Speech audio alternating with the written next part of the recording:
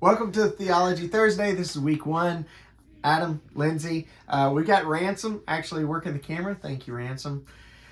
This will be a short video, but we will also link to a longer video where we kind of dig through some of the background material. Maybe not the background material, but what would be some background material in our way of thinking through the introduction in chapter 1 of Alan Noble's book. Please do leave your thoughts, comments, questions that you might have in the comments section. And just as a reminder, next week we will be covering chapters 2 and 3. Correct? All right. In these videos, we're not going to be summarizing the book, so please don't expect that. We're not teaching the book. We're not summarizing all the material of the book. We're just trying to hit some of the high points, some of the big ideas that Noble raises in these chapters. Yep. Okay. So the introduction. Starting with the introduction, it starts painting a picture of the problem, which is not specific just to the secular. It's for the church as well. We make these attempts to unburden ourselves from the inhuman reality we find ourselves through what he calls self-medicating. And self-medicating is kind of like the coping mechanisms that we that aren't really helpful to our well-being, right? Yeah. As we're trying to make our way through life, and it's interesting that we think of kind of life as something that we have to cope with, that we have to bear or endure. He discussed just get through the day. Yeah, getting through the day, which is like how is that itself underscores the fact that life is not being lived in a very fulfilling, meaningful way.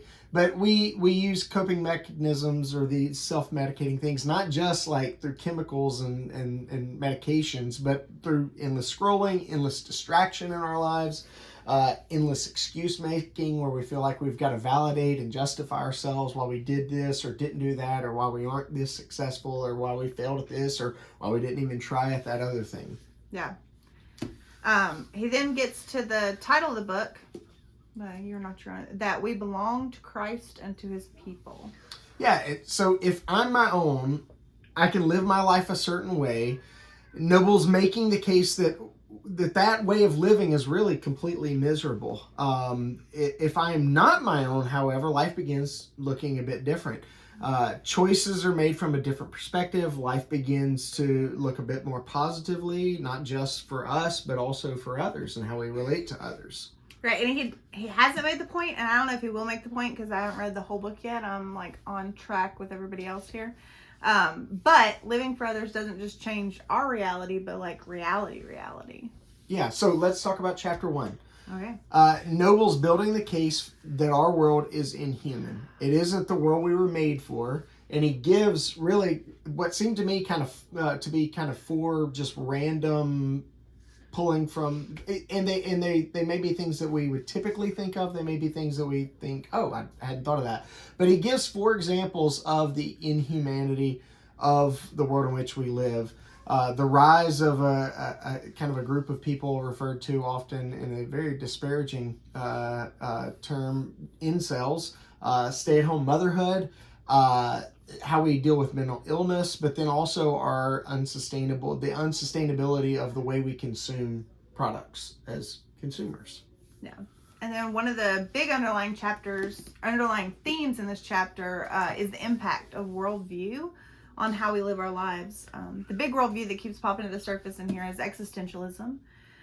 Very briefly, existentialism in the atheistic form says that there are 2 realities. You've got the objective reality, which is the field of science, what can be proven.